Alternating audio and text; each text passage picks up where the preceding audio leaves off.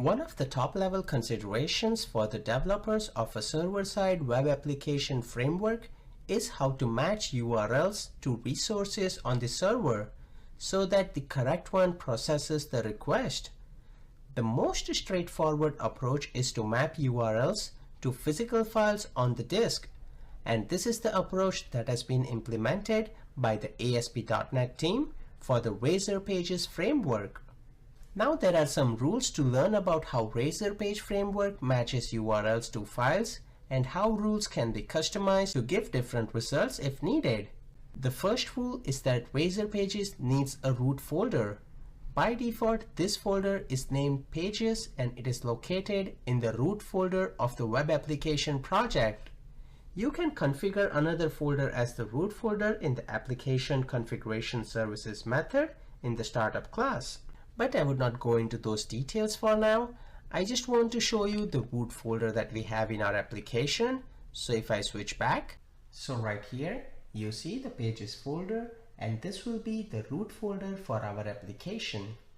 So anything within here, we will access based on the root folder, which is Pages. Then the second rule is that URLs should not include the file extensions if they map to the Razor Pages. So even if they are .cshtml, you should not include them.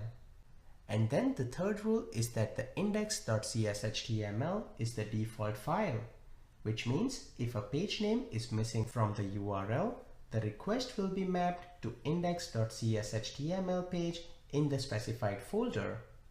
Now let's switch back to the presentation. So right here, if the URL is www.domain.com, it will be mapped to pages/index. And if it is domainname.com/index, still it will go to pages/index.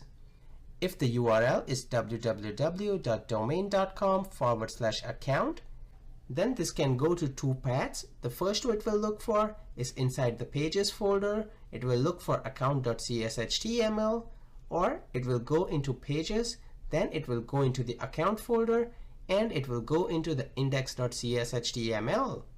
So that is just a general overview on how routing works in Razor Pages.